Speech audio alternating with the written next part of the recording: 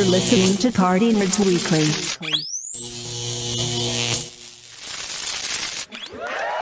What's going on, fam?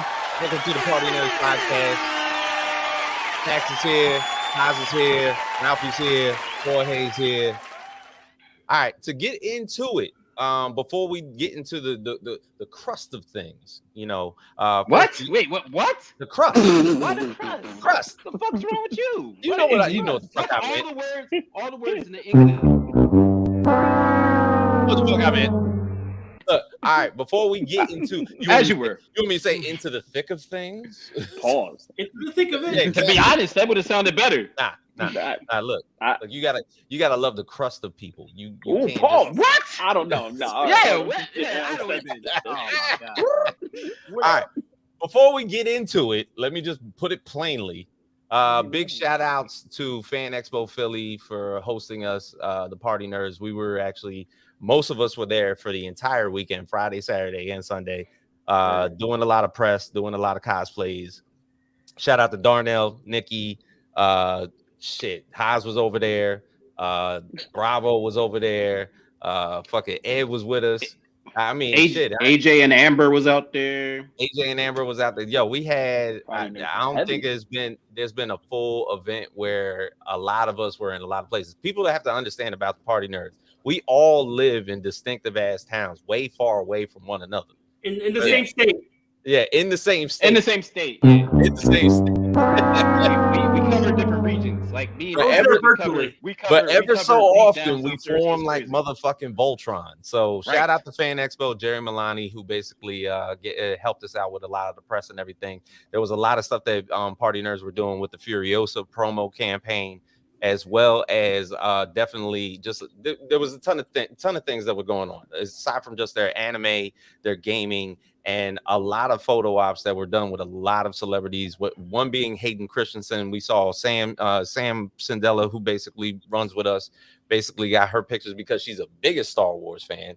And myself, I could say I got a chance to go down to the panels. I got a chance to meet Rodney Barnes, got my signatures for Philadelphia.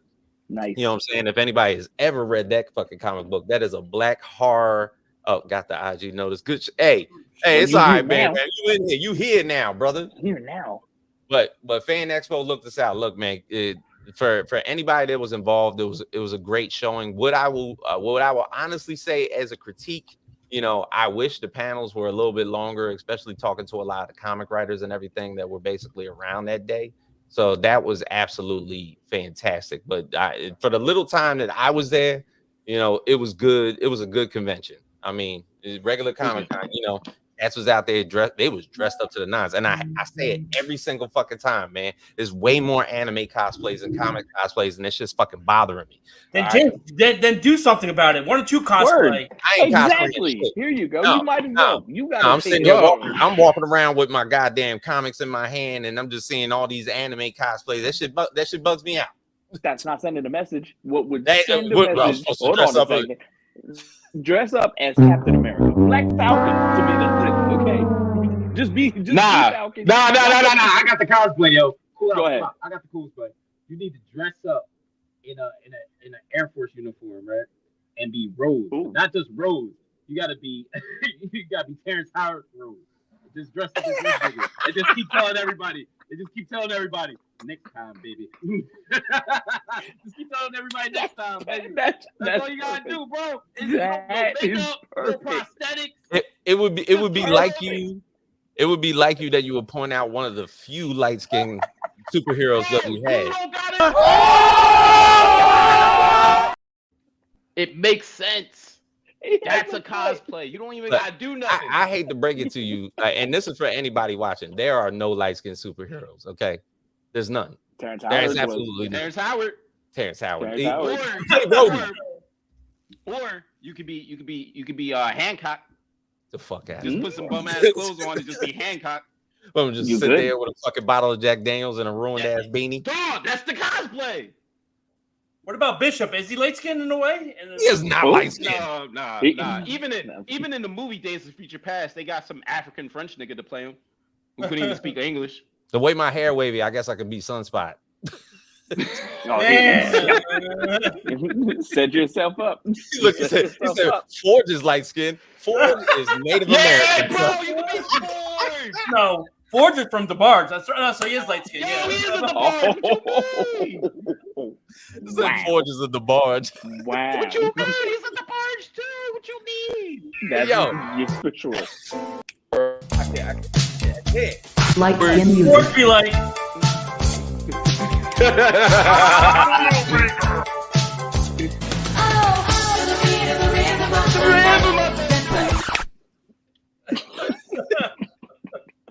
But with anything, rhythm of the night and god damn. Bro, we're just saying, even if you don't want to, I don't want to do cosplay, dog, there's cosplays where you could just wear regular shit. I'm just saying. True. Yeah. No, but he's not gonna make a stand that way. He don't gotta make a stand. He just got. All you gotta do is just say next time, baby. That's it. That's all he's gonna say next time. Oh man, look, Ali is dope. We're gonna get there. So basically, this whole entire talk, of course, there's 2 more episodes of X-Men 97, and we had a live talk about episode 8, and we are here to talk about episode 8 again because these next 2 episodes are fucking pivotal. Yo, come on, you gonna give Doc some ammo? He gonna fucking just fire off of me. I love Doc. You're like beige ass nigga, taupe ass nigga, mother of pearl ass nigga. Oh, you gonna light me up? They're like load the clip. Oh man! But the biggest thing, we put the question up there for anybody that was on our IG about the fact that there is a lack of Storm in a lot of these battle scenes. I mean, it would have. What up, Dre? You know. Dre in the building. What's up, boy? We would have loved to have Storm aboard any of these joints, especially last episode, because last episode we saw 3 pivotal things that pretty much stood out, and it was these 3 battle scenes. Because after the reveal of Bastion and his over-operative plan, whether it was Operation Tolerance, whether it was going to be the Messiah Complex storyline that might go into season 2, it's more so. This is I feel like this is going to lead up to a lot of time travel because Bishop hasn't come back and Cable is already in the system, and that there's pretty much going to be a full-on conflict that's happening to where, you know, this is going to happen more so in the future with Bishop, with Cable, and then pretty much try to solve out things kind of like in a Days of Futures Past type of way. But to the crew, we talked about it on Wednesday. Scenes and the animation leading up to these fight scenes were fucking max. Right? Yeah, we know that. I mean, bro, beautiful. We talked about it. A masterpiece. We're bringing it up again. So Chase Conley, you know what I'm saying? Chase Conley, Bo DeMayo.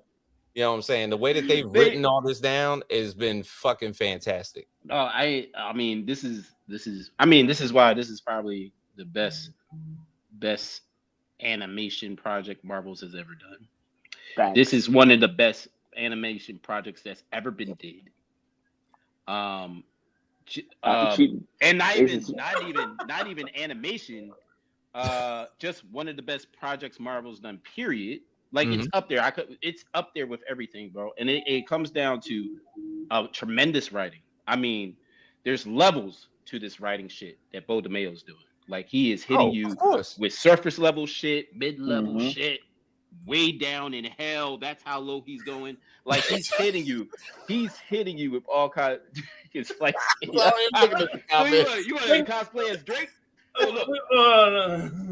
It said, "What's up, Aces?" He said, "You think Storm would side with Drake or Kendrick?" And then Drake, bro. She's too preoccupied. Look, she's too preoccupied. Storm is too preoccupied right now. Too preoccupied. T'Challa has not hit the board yet, so it's literally either Forge. He probably still on that mountain when they was watching Magneto and them go to the asteroid.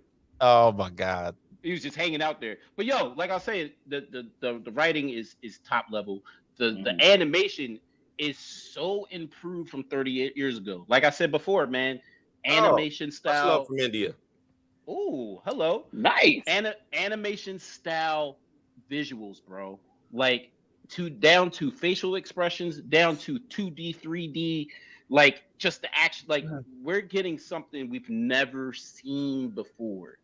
This is a perfect storm. I'm talking about through Marvel. I'm talking about. I was about to say, yeah. I was going to say that. Marvel. But even anything else, I'm talking about with Marvel. Even through the I guess the existential drama, the soap opera drama that basically Bo writes in between the Summers household, like Cable literally then came from the future and finally revealed himself to be Scott's son because he didn't do that in the animated series. And he popped up like 5 times. 5 times in the animated series. So this is the moment that he basically reveals himself as Nathan Summers to Scott Summers. And they don't get along at all. It was like they don't. They're like, I'll tell you what I'm trying to do. Trying to get redemption for my mama. I can give a fuck about you, Dad. Bro, he knows that Cyclops wasn't sending him that goodbye, bro. Like it's something. He knows, bro. He knows. Dre, you already knew they are locked up downstairs. There was no way he was gonna get quality stuff like that until they got told they're not gonna. Right. They clearly knew it. Dre, we on the same page, bro. Bro. Oh man, no, not the Japanese guys in the burn. Too late. All right. So even outside of that, we're looking from the standpoint that pretty much, Scott and Cable have this existential relationship, but more so that Cable's objective when he was coming from wherever he was in the distant future, every single time that he's come back, he's had these missions where he's been trying to save his mom. Mm-hmm. And now you come to find out that there's been many times that he's been trying to save her from Genosha. And which makes sense because remember the first time we seen Cable was in Genosha. Exactly. So the first time you see him there, it was basically one of those blip time frames to where he's trying to save Madeline, and then it just goes to shit. Like it just does not happen for him. Right. So finally, he's like, all right, while the Prime Sentinels are now in existence on present time Earth, because he's had to deal with them more so in the future. Right. Now he's showing up just basically in the clear, and he's trying to aid everybody else. So we talked about it before, but pulling up in that Blackbird and realizing that there's a 96 Porsche Carrera in that motherfucker, Scott is on some shit. Scott, I mean, talk about it. Car fans, y'all go ahead. Talk about it. Dre, you wasn't here for this. Clearly, Fast and Furious is an X-Men is about to combine because basically what happened is we done got family all in the mix, okay? We done got Scott, we done got Cable, okay? We done got they all together flying out a Blackbird on top of that in a Porsche. Let alone there's no parachute. No, they are dropping from that sky, okay? And then vroom 6 feet out through a canyon while jumping out and shooting. Fast and Furious X-Men collab, final installment. Talk about it. I'm telling you, we are making Fast and the Furious canon in this universe, and it's the most.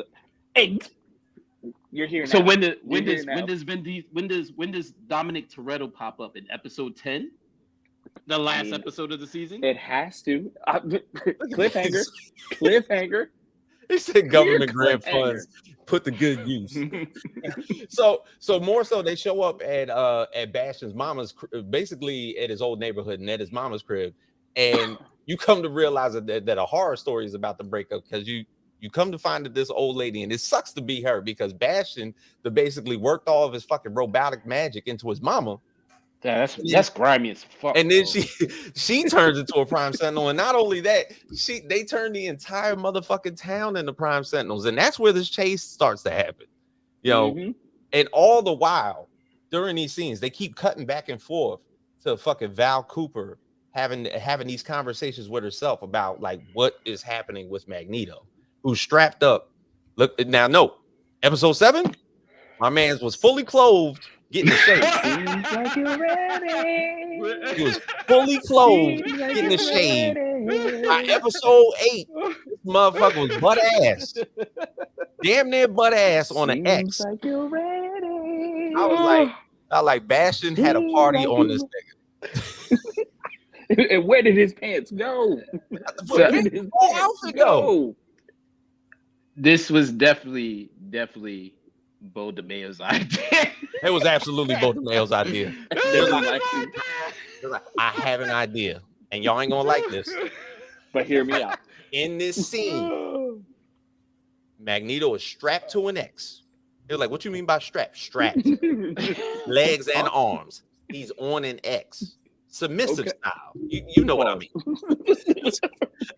And I want you to put black boxer briefs on him. I'm sure that was the fight. The fight was like black boxer briefs or black briefs. Yo, Magneto and Logan have the same motherfucking briefs. If you remember Logan and his thing, they got the same briefs and shit. Like, who's sponsoring these briefs? Yo. Like Michael Jordan Haynes and shit. I was gonna say, I'm like, for one, there's only 2 people in that motherfucking. There was like 2. What? I'm sorry, 3. Val, Sinister, and Bastion. Who derobed that man? Bro, I'm not even. I wasn't trying to go there. I don't know, bro. Like you're ready. I don't know.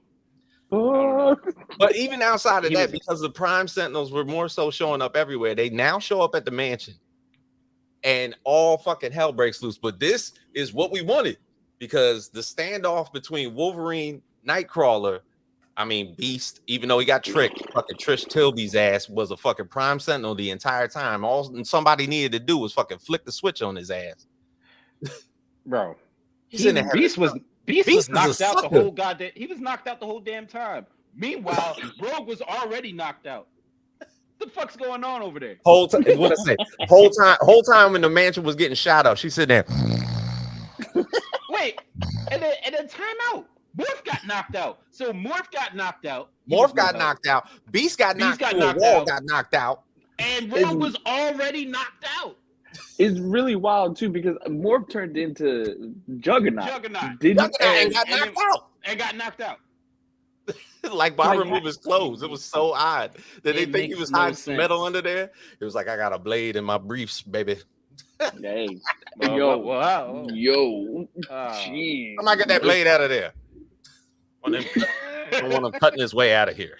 James will be executive producing the next installment. Bro.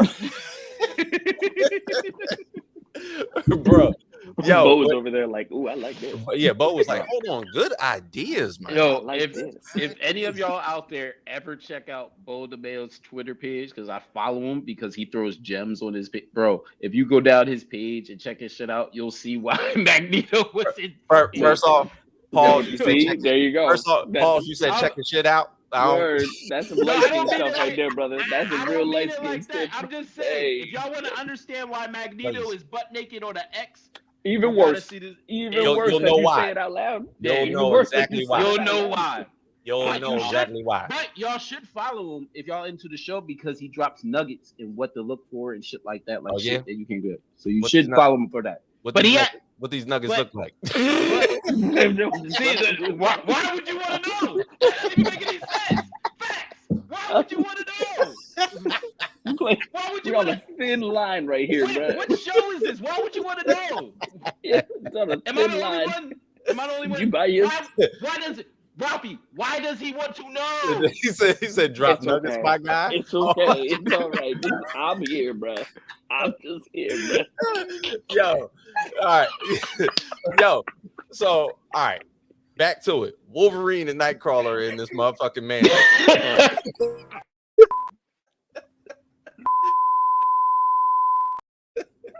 Yo, so when we get down to it in this mansion battle, hey. Yo, look at Bam Bam. Ready? It's fucked up. He said, no, we ain't there yet. We ain't there yet. We'll be there in a minute and a half. We'll be at facts. Yes. Yo, Haley knows, bro. Like something. He wants to know these about the goddamn nuggets. But outside of this, the work. All right, so Morph gets knocked out, Beast gets knocked out as Juggernaut. Rogue is already asleep, so ain't no help from her. Right. So literally Wolverine and fucking Nightcrawler are doing all the work. All of it. And they are doing all types of work. Shot. For one, a Prime Sentinel fucking damn near carries Wolverine all the way up out of there. That just basically busts him through a roof and just takes his ass into the air. To the point where Wolverine just turns into an animanium tornado. Yeah. And tornado claw. Button shape. Yo. Tornado claw. To be honest, the fucking spin moves, wasn't that from the arcade game? Tornado claw. Yeah, yo. Yo, he started doing the tornado claw what did on I tell motherfuckers you? in midair. That's right, he did. Attention to detail. They did the same thing with Rogue with her flying kick. That's they true are with the taking flying kick moves. They are from the arcade moves. game. Dog, next level writing, next level animation. This show is perfect. But what I want to know is once he got back into the mansion after basically doing all that bullshit, all of a sudden, like he's ready for the shit, and then Nightcrawler fucking turns into a One Piece character. This nigga got three swords. Bro, the sword with Legendary. to have the tail. See, they threw us off in like the little trailer thing, right? Because like, they only had him holding the two. The two. Nobody was prepared for that third John, man. That was brilliant. Yo, bro. And then probably the best scene in here, even though it was only for a blip, was basically we got to see the whole Banff and entire animation going through an entire teleportation piece from Wolverine's point of view inside of Nightcrawler, how he basically gets out of a teleportation.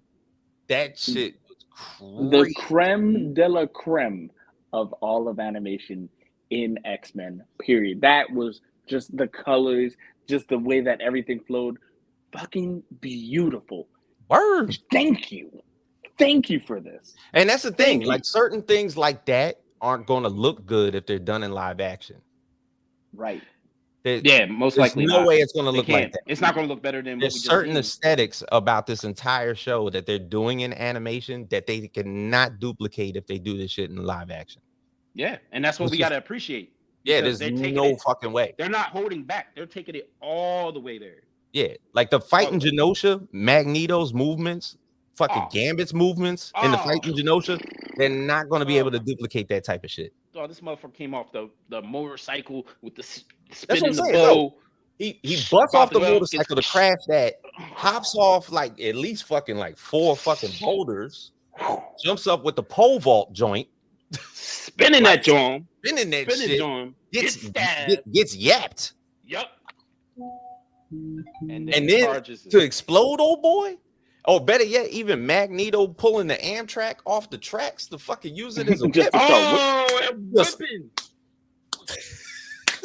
Straight up. Yo, I don't know, man. Have y'all seen? Have you spoken or just seen online anybody disliking the show? Have we seen that? Anybody online deciphering the show or other than disliking. Oh, disliking the show? No. Like you would have to be pretty much a hater, right? To you would have to the show. Well, this is the thing. You remember like a hater. You remember when this shit was about to drop, and then pretty much we got to the point where like everybody was talking about Morph. Yeah. We remember. They started talking about that, and they were like, "Oh, this shit's already going. It's going woke and all this other bullshit and everything like that." The corny shit. Yeah. Right. So we're literally at the point where nobody's saying anything. Like even the motherfuckers that say a lot are not saying shit. What can you say? There ain't nothing you can say. What can you say? See, look, and they don't want to see Magneto. I'm almost with exactly. They don't want to see Magneto whip nobody. I don't want to see that. But yo, I don't see another man shaving another man. Bro, he shaved him. Then next time we see him, he's in some drawers. You're like, whoa. Right. You know what I'm saying? Where's Disney's getting woke again? Oh. But see, I'm feeling that comment. He said, I halfway don't even want the MCU take on an X-Men movie to keep it animated. You know what I'm saying? We need live action. I get it. We need it. We need it. Want to see it. And we're gonna get it. But do we need it so I know I'm gonna get disappointed. They have to pull out all the stops. I mean, how much shit can you do? These are mutants. They have OP abilities. Every single one of them. Exactly. But we haven't had them in the MCU yet. We had them at Fox, where we got a maybe a handful of really good movies, right? Like X-Men, X2. I say X2 more than X-Men. Days of Future Past. Days of Future Past is the best one. X2. Like those are the cream of crop. The Deadpool movies, First Class. Of course. Yeah. There we go. Yeah, that's where we're at with it. But you don't have to do much in a Deadpool movie. Just get them bucking some bullets. We're talking about them. The X-Men is a scale of doing OP shit. Like there's only certain things you can do. Shit, the Deadpool movies did Colossus better than any of the X-Men movies we've seen them in. Now, Doc, what you mean by Doom from the beginning? You mean the show, or you mean like them doing Which it series? within the MCU? Not this series. This series has not been doomed at all. This series is. I have a clue. This series is on the upper echelon of shit. That's good stocks. I would bet that the X-Men movie is going to be fire. Oh, yeah, okay. Yeah. The live action movies. The X-Men movie will be fire because they're definitely taking notes off this animation shit. They and have how to. the storytelling. The number one, the storytelling. So the number one thing to make this work is the storytelling. We need a good story, right? And it has to be. And look. And what the animation. What did we say? We said to give fucking Bo DeMayo a pseudonym and just have him be some silent ass partner. Right. You know? So that's number one. Number two, they hit us with the visuals. So the show could have got by with subpar visuals because of the writing, but since they gave us A+ visuals, that was like this is insane. So when you go to the live action movies, they take the notes. All right, it's not animation, but what can we do to make this look more presentable for this audience? And two, the writing. We saw what great writing can do. We have to make sure when we write this script up, it has to be up to par. If not, we're going to have to push this motherfucker back as much as we can till we have the perfect script and the perfect dialogue. Dialogue is amazing. The dialogue on the show is fantastic between all the different like love triangles and the competition between Gambit and Magneto. When that was a thing, right? Like the little sarcastic comments that fucking Magneto would have for Gambit and vice versa. Like that shit is like that's not normal. It's not normal to get in an animated show. Like this is great stuff. And to get the Doc comment, what is it? Rogue like a Wolverine, Iceman in class, and falling for Rogue. Iceman, yes, is a founding member in the X-Men. Yeah. And the thing is, they had him in a class with Rogue being taught by Storm. Storm was not a founding X-Men. You know what I'm saying? And that's a Fox. And look, I've come to the realization that a lot of shit gets I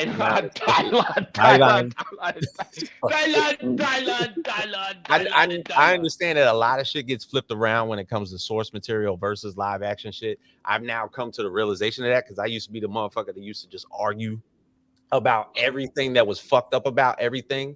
You know, even watching Infinity War, I talk about that scene all the time. To where fucking Hulk goes through the Sanctum Sanctorum, and it's supposed to be Silver Surfer, but they made that scene for Hulk.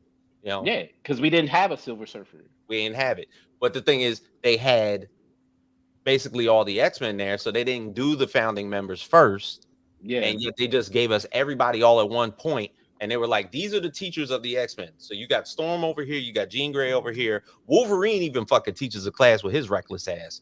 And so when Fox fucked that up because they wanted the way they wanted to make the movies, they bit off the animated series. So the animated series focused on those characters, right? Where Bobby Drake was only on one fucking episode. So they decided to put him as a motherfucking kid in the first movie. And it's like you don't have to tell the X-Men story with all 5 original members, but it's like Bobby Drake, number one, Bobby Drake is a mega level mutant.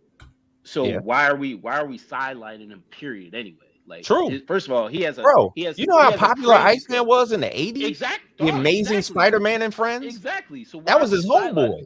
Why are we sidelining a character like that? And we didn't really get to see him be Iceman for real, because what's the cool thing about him being Iceman? He's an ice. We didn't get to see that to X3. Bro, he got killed in Days of Futures Past, and I got mad as fuck. Bro, he did. Quickly.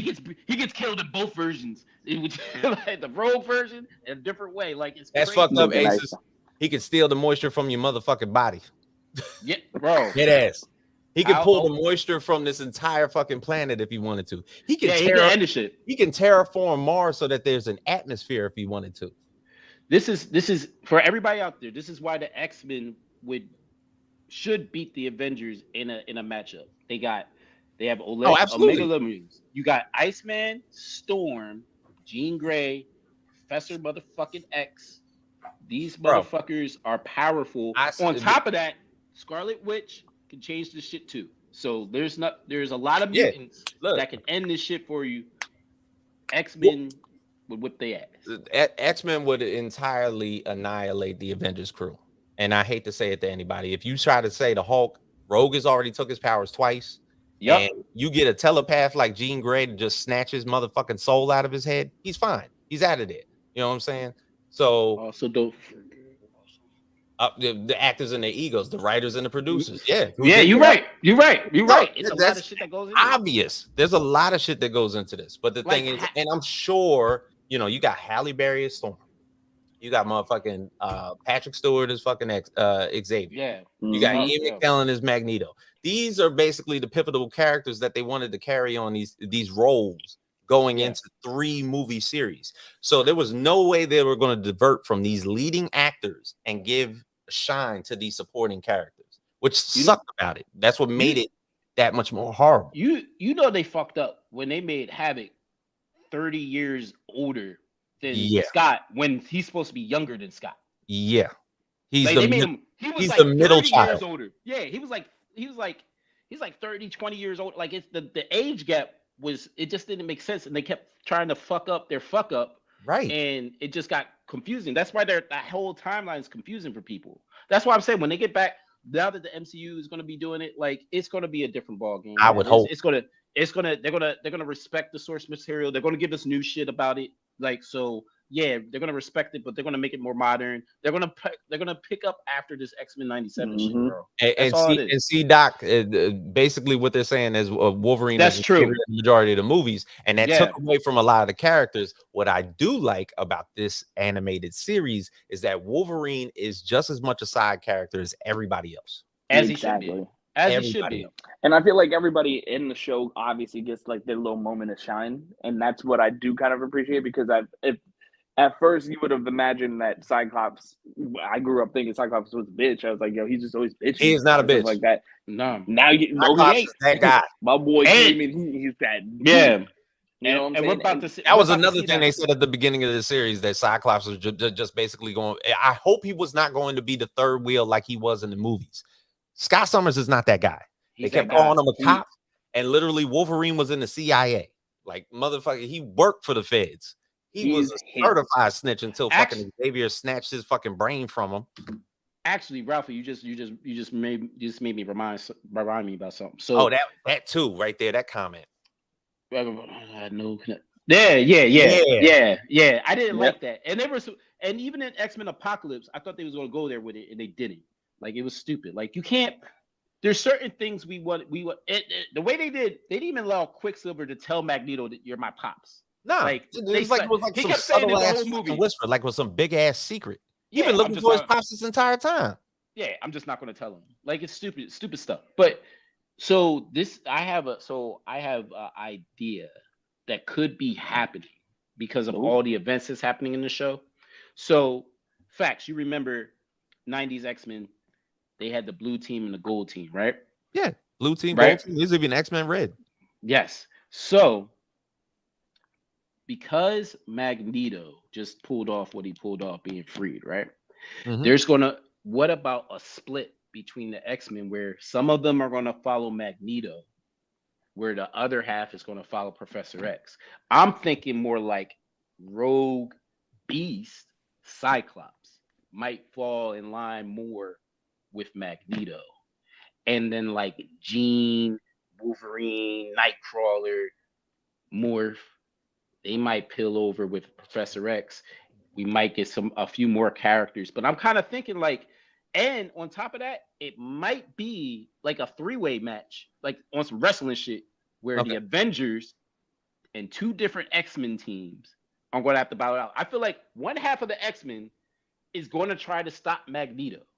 Another half of the X-Men is going to fight them off because they know Magneto's right. Okay. And then you have the Avengers that's going to be pretty much summoned by the government to stop this shit. Okay. Calm down.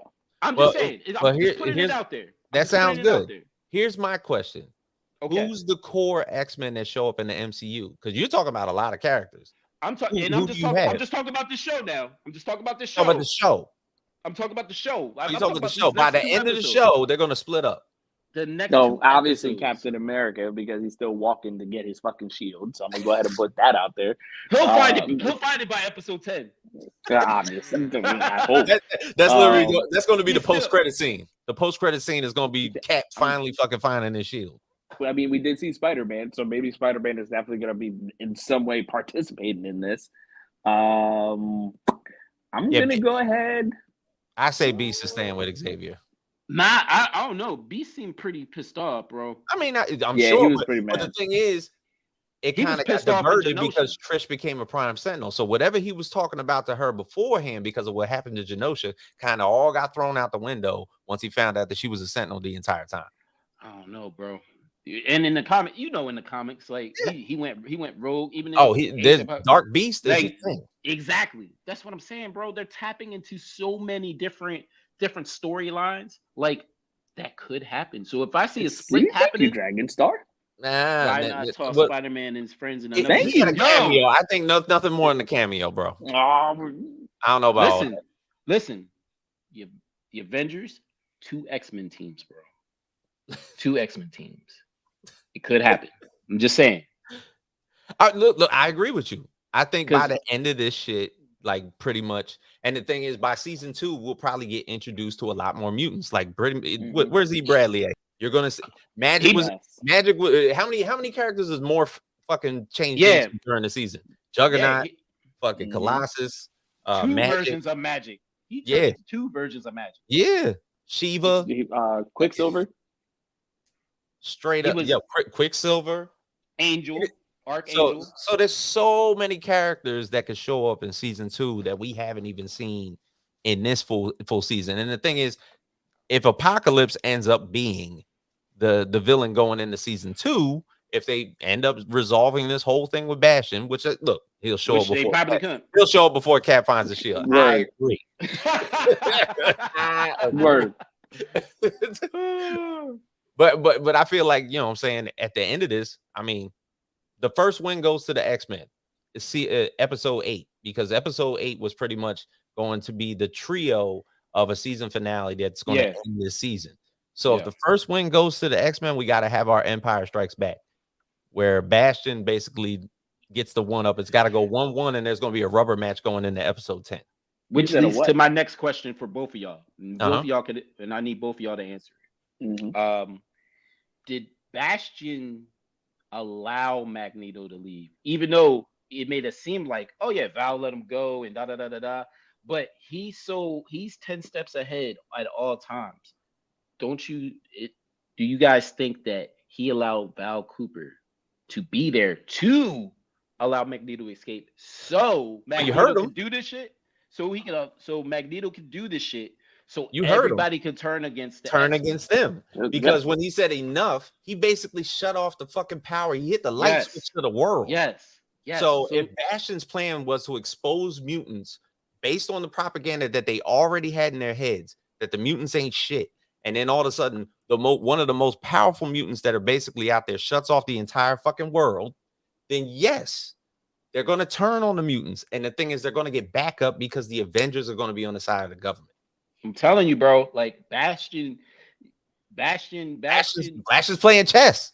Don't you think Bastion would have been a little bit more pissed off that she allowed him to escape? Of course. Because remember when he drove up, he was like, "Oh," because Sinister got on the horn. It was like that bitch fucking let him go. yo, Sinister's funny as shit. Bro. He was like, that bitch is crazy. It's crazy. She let him go. Yo, wild as fuck. The way he showed up on the monitor, he was like, that bitch is crazy. What did Val do for him to get like his Sinister? Like he's already. But Bastion was all calm about it. He was like, "Oh, it's fine. The damage is already fucking done." Yeah, that's what I'm saying, bro. I feel like he allowed that shit to happen. Like he knew that shit was going to happen. He allowed it to happen because that's part of the plan. Because the ending just like it really felt like, well, why the fuck we're gonna have Upper X? So they should finish this shit in the second. In the next, he's probably like, I know Magneto's power. I know he can shut all these Prime Sentinels off. But the thing is, what's the world going to think that he can do that? Exactly. So unleash the beast pretty much, and allow this is where I'm talking about where the split is probably going to happen, bro. Yeah, because motherfuckers are going to follow Magneto and be like, he was right to do that shit. Professor X, yeah, and then Magneto and Professor X might have to go at it in a way we haven't, in a way we haven't seen since like episode, maybe episode one of the first, maybe the episode 4 of the first season. Oh when he showed him the Holocaust. Yeah, he put the Holocaust. That was fucked up, by the way. But I mean, they definitely have to. They definitely got to squabble because the thing is, first off, Charles ain't have to do that. Did you watch that episode, Ralph? I did. You saw it. He saw it. Charles made Magneto relive the Holocaust. That was terrible. That's terrible. That's horrible. But that's what I'm saying. Like, even like taking that into perspective, let's utilize that. Taking the fact that, in his eyes, he thought, X is dead. Basically, he's like, that's my best friend. He gone and stuff like that. Like, these two got to square it out, like Drake and Kendrick at this point. It's like, oh, so you back? Like, nah. And did you just let me go through all of this? Like, by myself? First off, we could talk about that shit too, because the fact that this no leg having motherfucker flew right into the broken ass building, he didn't even land properly. I told you they put him on autopilot. They put him on autopilot. He didn't know how to hit the brakes because his legs don't fucking move. Sitting there looking around for the controls and shit. He's like, "Wait, I'm at the mansion. Hold up." You know what pissed me off even more? What pissed me off even more was I'm at the mansion. All the destruction has died out. It's the whole fucking mansion blew up. He just crash landed. He crashed lands right into the broken building. He was like, "Hope I'm not too late." Niggas burning in here. First of all, we just lost thousands of mutants. The X Mansion is done. This whole fucking building's burning, and you going to crash into it. Talking about, I hope I'm not too late. You are too late. Deathbird cut the brakes. Ghetto ass nigga. Ghetto ass Mickey Way. Oh my god. Hey yo, I thought it was fun.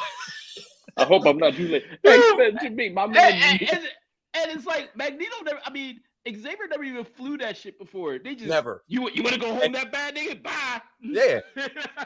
Yo, that shit bugged me out. Like he got out and was talking about it, like I hope I'm not too late. I'm like, is somebody cooking? Fucking I would have probably if he would have came down, he's like, oh my god, the crash landed and took my legs. What? You never what? You never had your legs.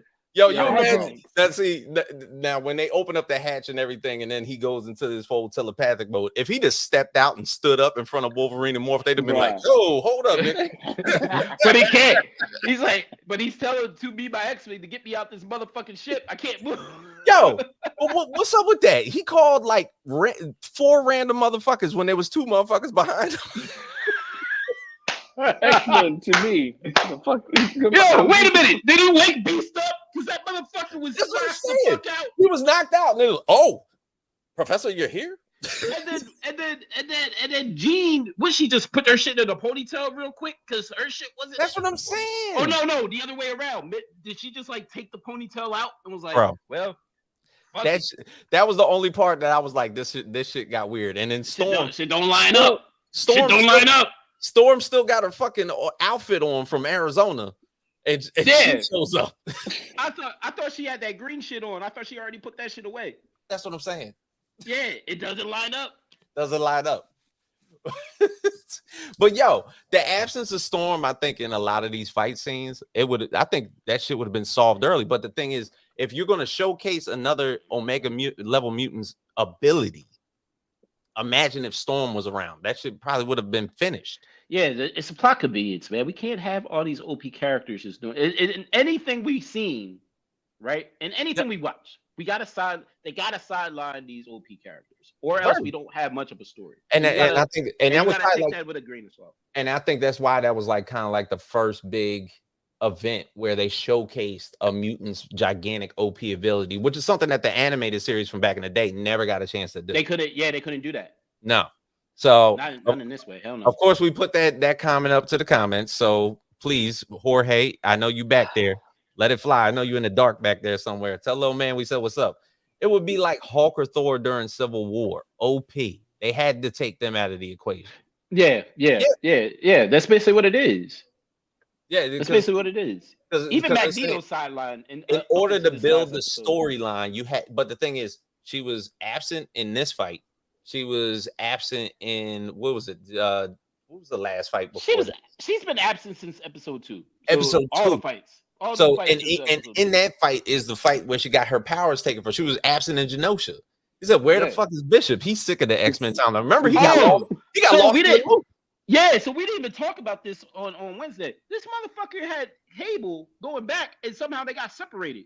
Yeah, they literally got separated before. So did he go further into the future? So this is how Cable goes into the year 3099 or whatever, or 55 or whatever fucking year that is. Mm-hmm. Because when Bishop was like, all right, Scott, you don't want to say bye to your son. It's my kid now. He lost that motherfucker too. So he goes back to his time, 2055. Cable goes somewhere deeper into the future, and somebody else raises Cable. That's fucking crazy. What ends up being his sister? Yeah. You're the sister. Yeah, Rachel Summers in the comics. Yeah. All right. So Jorge, I hope that's how it is. Storm should have went to Africa. I don't know if you're being funny or what. He said she's probably one of the strongest X-Men and would easily destroy these Sentinels. Okay, yeah, for character building, that's probably why. Yeah. Next one. I don't think they can change a canon event. The canon event was episode 5. She'd be emotional. Forge's metal erection parts would be dysfunctional. Wait, what? What? I don't think they can change the canon event. The canon event was episode 5. Okay. She'll be emotional and forget metal erection part. Oh my God. You said it again. We just twice. What? Yo, go ahead. Next one. Next question. How did we get here? It's Facebook. I don't know. She might have, if it were the scene with Magneto, I'm sure she'd have to join him in summoning lightning. So power to power, it would have shook even Bastion. Okay.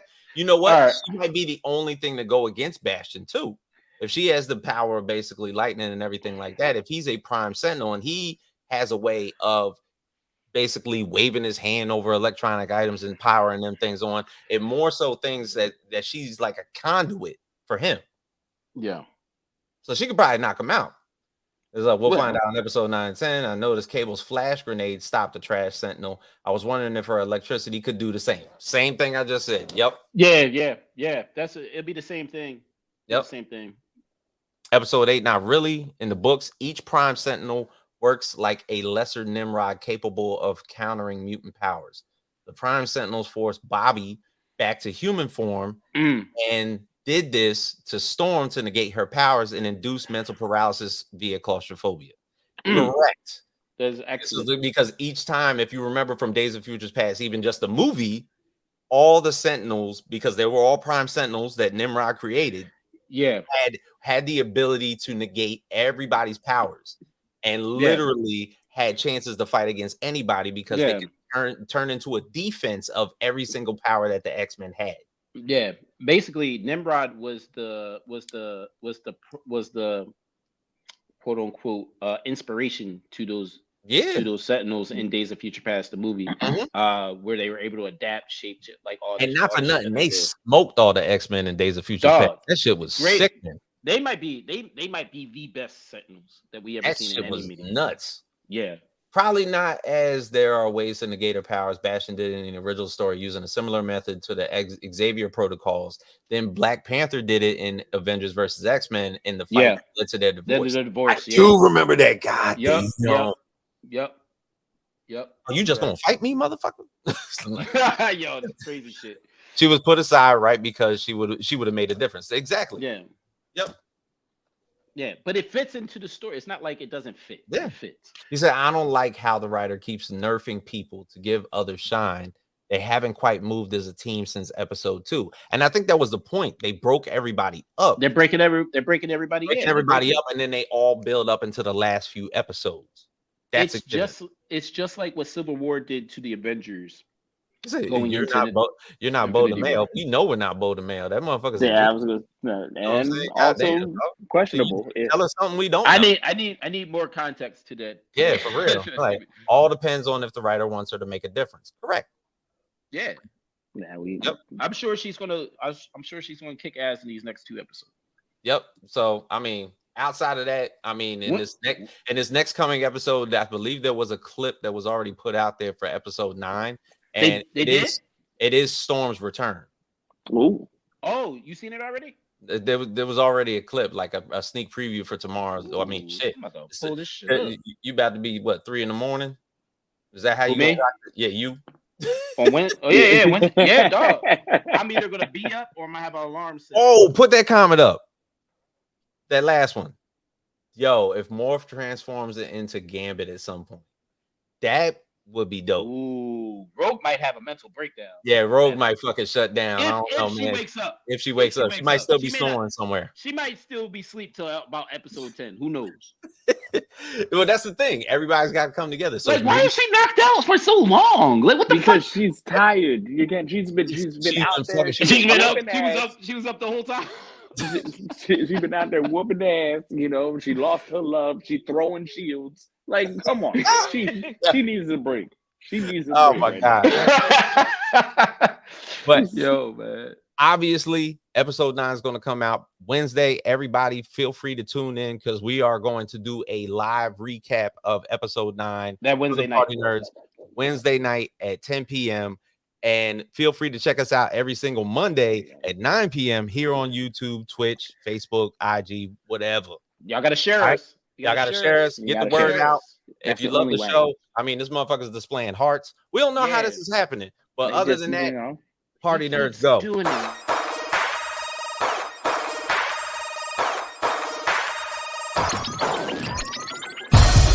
Party nerds.